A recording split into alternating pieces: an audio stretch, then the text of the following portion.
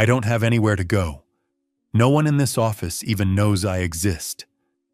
Grace Miller whispered these words into her phone alone in the empty hallway, never knowing that the CEO of the company was standing just around the corner, and that this single overheard conversation would change both their lives forever. The shy girl who believed she was invisible was about to discover that someone had been watching her every move for 3 years. 20 minutes earlier, Grace had been sitting in her car in the parking garage wedding ring, trembling as Ryan's confession echoed in her mind. Now she stood in the empty 32nd floor hallway, trying to find the courage to pack up her desk and leave Grant Media forever. This glass fortress housed 37 floors of ruthless ambition, where Grace worked as an administrative assistant in the shadows of power. This was a world where Madison Sharp, the HR manager, wielded cruelty like a designer accessory, where conversations died when Grace entered rooms where her ideas vanished into corporate silence. The girl from small-town Ohio had learned to make herself smaller each day, filing reports and fetching coffee while her brilliant mind went unnoticed. Grace pulled out her worn leather journal pages filled with thoughts that would never see daylight. One entry written in her careful handwriting caught the morning sun. "I wonder what it feels like to matter to someone, to have your words land in another person's heart and make a difference." This wasn't just the diary of any girl. These pages contained marketing concepts that could revolutionize how businesses connect with their clients. Letters that could heal corporate relationships, strategies that could transform entire companies. But who would ever read the thoughts of someone who apologized for taking up space in elevators? What Grace didn't know, as she gathered courage to face another day of invisibility, was that CEO Ethan Grant had been watching her from his corner office. Yesterday, he'd overheard her phone conversation, "I don't have anywhere to go. No one in this office knows I exist." But Ethan knew something Grace didn't. He'd been studying her quiet kindness, her careful observations, the way she listened when everyone else was performing. In his desk drawer lay a folder marked GM, 3 years of notes about the assistant who saw everything but believed she was nothing. Today, that heartwarming story of recognition was about to begin. The shy girl who thought she was invisible was about to discover that the right person had been seeing her all along. And what happens next will prove that sometimes the quietest voices carry the most power. Grace's heels clicked softly against the marble lobby floor, each step echoing the hollow feeling in her chest. The security guard nodded absently, not really seeing her, same as every morning for 3 years. She stepped into the elevator with 5 other people who immediately resumed their conversations, as if she were part of the furniture. The shy girl who had once dreamed of making a difference now moved through her days like a whisper. On the 15th floor, her desk sat in the corner like an afterthought. No window view, no nameplate, just a computer and stacks of paperwork that somehow multiplied overnight. James from IT approached with his characteristic gentle smile, the only person who ever remembered her name. "Morning, Grace. How are you holding up?" His concern was genuine, which made it harder to bear. "I'm fine," she lied, settling into her chair. The wedding ring felt heavy on her finger. She'd tried to remove it this morning, but couldn't bring herself to make that final break. The morning meeting began at 9 sharp. Grace took her usual seat in the back notebook ready, knowing her presence was required, but her voice wasn't wanted. Madison Sharp glided in, wearing designer heels and that smile that never reached her eyes. "All right, everyone, we need fresh ideas for the VIP client communications." Madison announced, her voice carrying that authority Grace had always envied. "Our current approach isn't resonating. Too cold, too corporate." Grace's hand moved instinctively. She'd been drafting ideas for weeks, pages of concepts that captured the human heart behind business relationships. But raising her hand in these meetings felt like asking to be ignored. "What about storytelling?" Grace said quietly, her voice barely audible above the conference room's hum. Madison's head snapped toward her with practiced patience. "I'm sorry, Grace, I didn't catch that. Were you saying something about filing?" The subtle dismissal landed exactly as intended, drawing quiet chuckles from around the table. "I thought maybe storytelling could—" "That's sweet, Grace, but we need strategic thinking here, not creative writing exercises." Madison's smile was sharp as broken glass. "Let's focus on professional approaches." Grace felt the familiar heat of shame crawl up her neck. She closed her notebook and retreated into silence, watching as the meeting continued without her, as if she'd never spoken at all.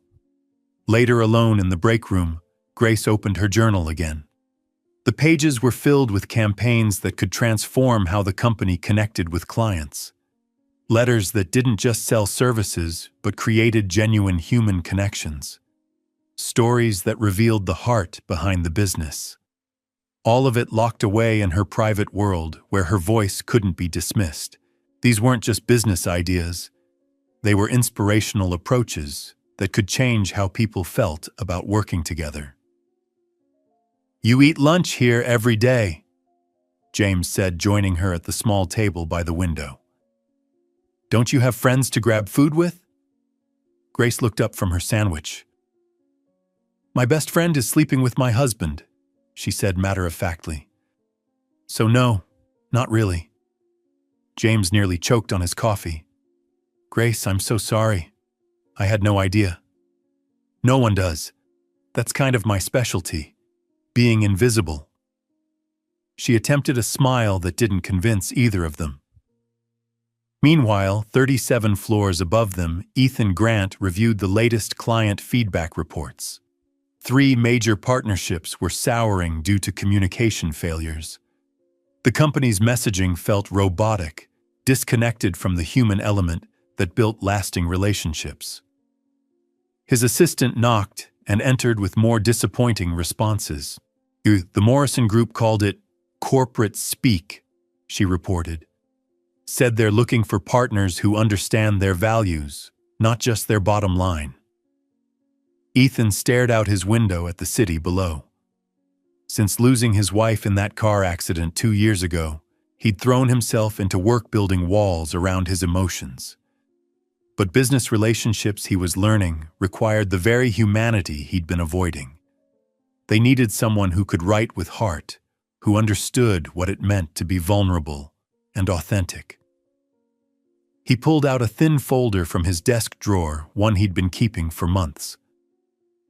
GM was written on the tab, observations about the quiet assistant who seemed to understand people in ways his senior staff missed. Her thoughtful questions during client meetings, the way she remembered personal details about visitors, her instinct for reading between the lines of what clients really needed.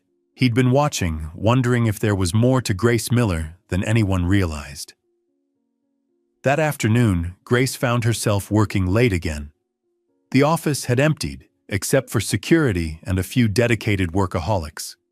She pulled out a blank document and began typing. Not official work, just words that had been building pressure inside her for weeks.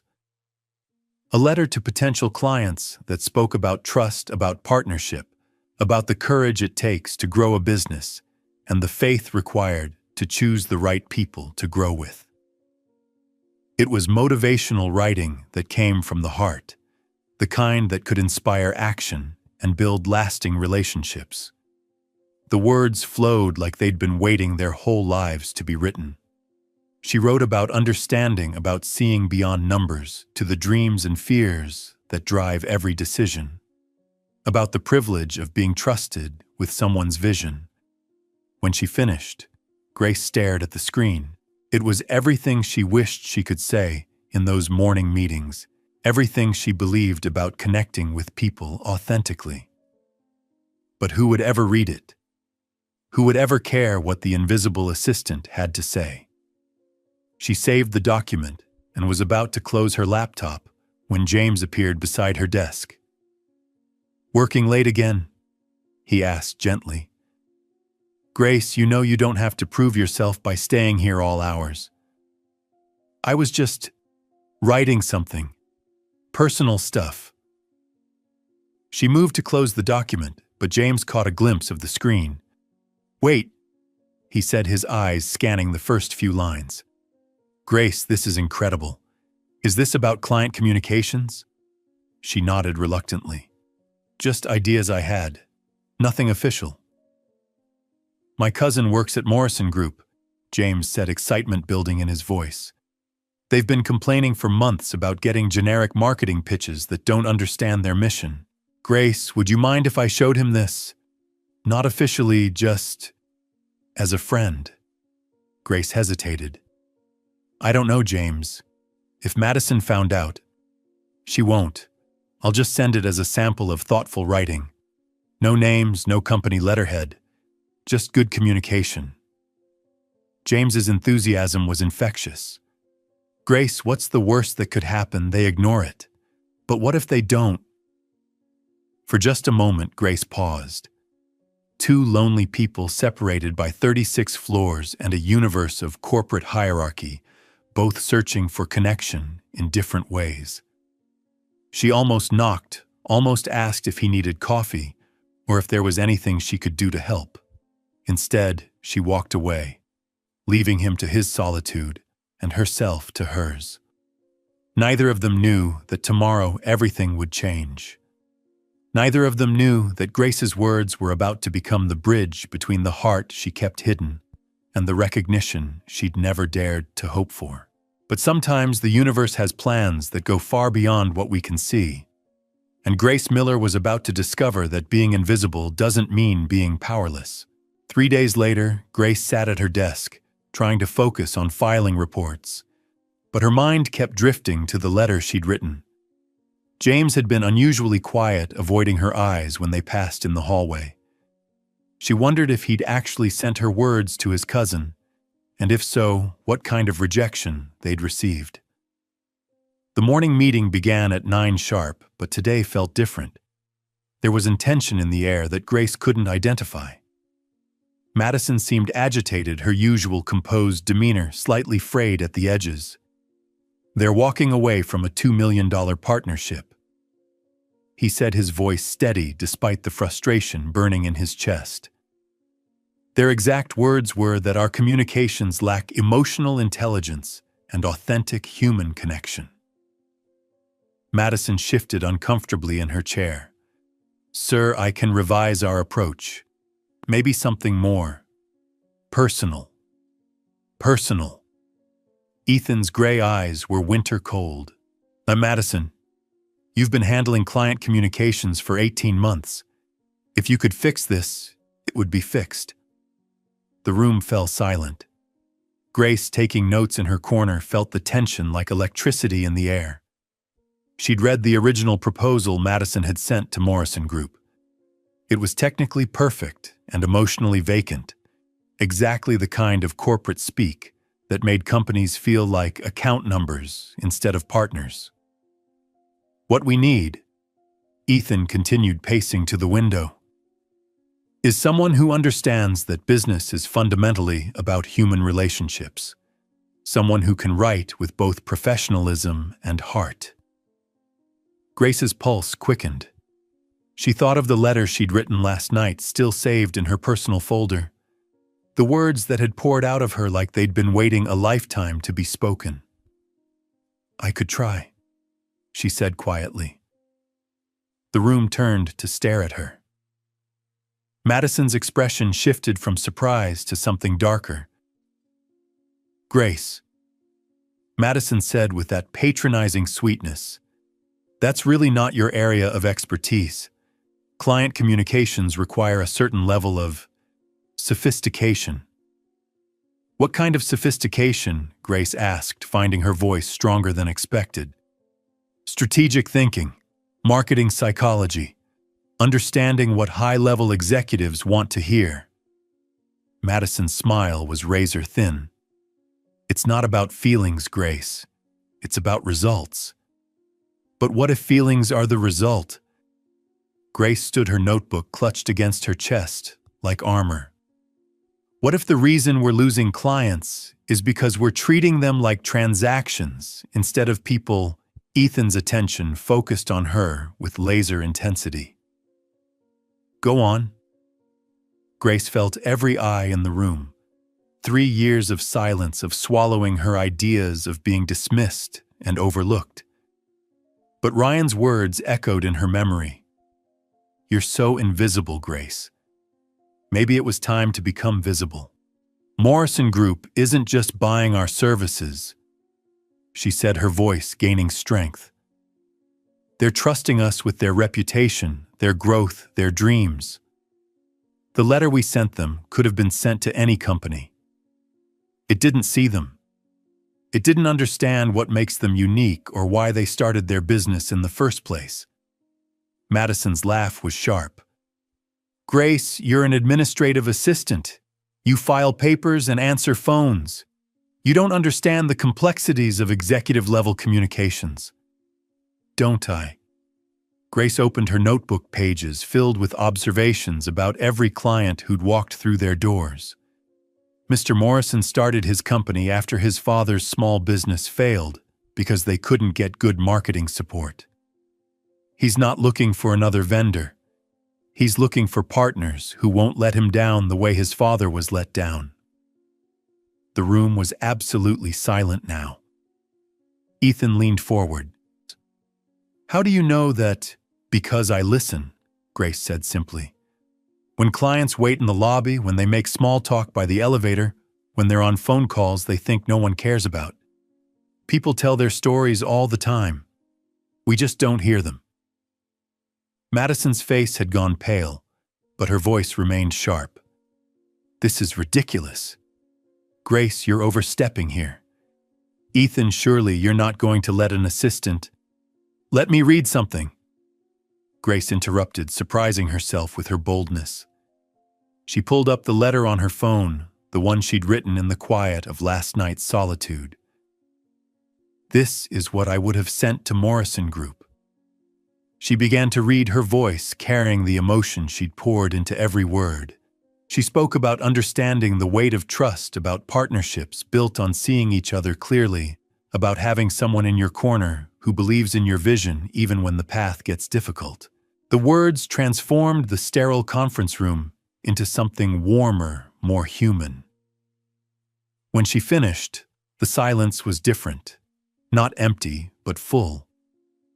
Ethan was staring at her like he was seeing her for the first time. You wrote that last night after the meeting where... Grace glanced at Madison. Where my ideas weren't quite sophisticated enough. Madison's composure cracked. Ethan, you can't seriously be considering, actually. Ethan said, his voice quiet but carrying absolute authority. I am. He turned to Grace. Do you have more like this? Grace nodded, hardly believing what was happening. I want to see everything. Every idea you've had about our client communications. Every observation you've made. His gray eyes were intense but no longer cold. And I want you to rewrite every piece of correspondence that's gone out in the last 6 months. Madison stood abruptly. This is insane. She's an assistant, Ethan. She doesn't have the education, the experience. She has something better, Ethan said, never taking his eyes off Grace. She has the ability to see people as human beings instead of profit margins. Grace felt tears threatening, but held them back. For the first time in years, maybe in her life, someone was truly listening to her. There's something else, James said from the doorway, his usual confidence replaced by nervous energy. Everyone turned to see him holding a folder. Grace, I need to tell you something. Remember that letter you wrote? I sent it to my cousin at Morrison Group 3 days ago. Grace's heart stopped. You what? He called me this morning. They want a meeting with whoever wrote it. They said it was the first piece of communication from any marketing firm that actually understood their mission. James looked around the room. But there's a problem. My cousin asked around their office, trying to figure out which firm sent such insightful writing. Word got back to Madison yesterday. Madison's face had gone ashen, but her voice remained sharp. That's right. I received a call from Morrison Group asking about our anonymous submission. When I explained we hadn't sent anything anonymously, they described the content. It sounded suspiciously like the ideas Grace had been inappropriately sharing in meetings. Inappropriately sharing. Grace's voice was stronger than she felt. I had to inform them that one of our junior staff may have been communicating with potential clients without authorization. Madison continued, her smile predatory. It's a serious breach of protocol. I've already filed a report with HR about your unauthorized contact with Morrison Group. Ethan stood slowly, and Grace could see something shifting in his expression. Recognition, respect, and something deeper she couldn't quite name. Grace Miller, he said, and her name sounded different in his voice, not dismissive or forgotten, but weighted with new possibility. I believe it's time we talked. In this moment, Grace realized that being invisible hadn't made her powerless. It had given her the superpower of truly seeing others. And now, finally, someone was seeing her too. The elevator ride to the 37th floor felt like ascending to another world. Grace had never been above the 20th floor, never imagined she'd be standing in Ethan Grant's corner office with its floor-to-ceiling windows and view of the entire city. But here she was, portfolio in hand, heart hammering against her ribs. Sit, please, Ethan said, gesturing to the leather chairs that probably cost more than Grace made in a month. He poured 2 cups of coffee from a sleek machine, his movements careful and deliberate. How do you take it? Just black, Grace said, then immediately worried that sounded too simple, not sophisticated enough for this office, this moment. Like your writing. Straightforward, no unnecessary additions. He handed her the cup, their fingers brushing briefly. Grace, I need to ask you something, and I want you to be completely honest with me. She nodded, not trusting her voice. How long have you been watching us fail at something you knew how to fix? The question was so direct, so unexpected, that Grace almost choked on her coffee. What do you mean? I mean, how long have you been sitting in that corner desk watching us send out communications that sound like they were written by robots, knowing you could do better? His gray eyes weren't angry, just infinitely curious. How long have you been invisible while having all the answers? Grace set down her cup with shaking hands. 3 years, she whispered. 3 years. He leaned back in his chair. And in all that time, no one ever asked for your input. No one ever thought to find out what the woman who processes all our client feedback might have learned about what works and what doesn't. Madison always said, I don't care what Madison said. Ethan's voice was quiet but firm. I'm asking you. Grace felt something breaking open inside her chest. Years of swallowed words, dismissed ideas, silenced insights. I wanted to help. I wrote dozens of drafts, alternative approaches. I studied every client we lost, trying to understand what went wrong. But I'm just an assistant. I figured I didn't understand the bigger picture. Show me, he said simply. For the next hour, Grace spread her notebooks across his mahogany desk. Pages of client profiles that went beyond demographics to capture their hopes and fears. Campaign concepts that spoke to the heart of what each company was trying to build.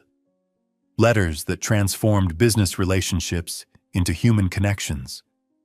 Each page told a heartwarming story of understanding, proof that authentic care could bridge any professional divide. Ethan read in silence, occasionally making soft sounds of surprise or recognition. When he finished the last page, he looked up at Grace with something that might have been wonder. "Do you know what you are?" he asked. Grace shook her head. "You're what every company claims to want, but rarely finds. You're someone who genuinely cares about connecting with people, who sees beyond the transaction to the relationship." He gestured to her notebooks. "This isn't just good writing, Grace. This is inspirational communication at the highest level, the kind that motivates real change and builds lasting partnerships. I listen to people. Really listen." "That's exactly my point." Ethan stood and walked to the window. "I built this company on the idea that business should be personal, that relationships matter more than quick profits. But somewhere along the way, I lost sight of that. I got so focused on growth and efficiency that I forgot about the human element." He turned back to her. "You never forgot. Even when no one was listening to you, you kept seeing people as people." Grace felt tears threatening again. "It didn't seem like much. It's everything." Ethan returned to his desk, pulling out a contract. "I'm creating a new position, Director of Client Relations. Your job would be to humanize every piece of communication that goes out of this company, to make sure we're not just talking to accounts, but to the real people behind those businesses." Grace stared at the contract, the numbers swimming before her eyes. The salary was triple what she'd been making. The title was something she'd never dared to dream of. "I don't have an MBA," she said quietly. "I don't have a marketing degree or public relations experience. You have something better. You have wisdom." Ethan's voice was gentle but certain. "Grace, I've been in business for 15 years. I can teach someone strategy and tactics in a few months. But what you have, the ability to truly see and understand people, that can't be taught. It's a gift." Grace looked up at him, really looked, and saw something she hadn't expected. Behind the CEO authority and expensive suit was someone who looked as lonely as she felt, someone who'd built walls around his heart and was just now remembering what it felt like to connect authentically with another person. "Why?" she asked. "Why now? Why me?" Ethan was quiet for a long moment. 2 years ago, I lost my wife in a car accident. I threw myself into work, convinced that if I just built the company big enough, successful enough, the pain would go away. But success without connection is just expensive emptiness." He walked back to the window, his voice softer now. "Yesterday I heard you on the phone saying you felt invisible, that no one knew you existed. And I realized I'd been making myself invisible too, hiding behind titles and corner offices. Maybe it's time we both stepped into the light." Grace stood slowly, the contract in her hands, feeling like a bridge between who she'd been and who she might become. "What about Madison?"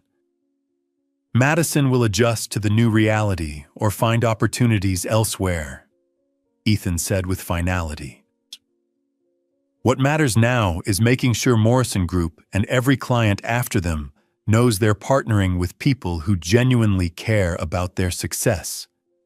Grace signed the contract with hands that had stopped shaking. As she wrote her name, she thought about Ryan, about his cruel words, about her invisibility.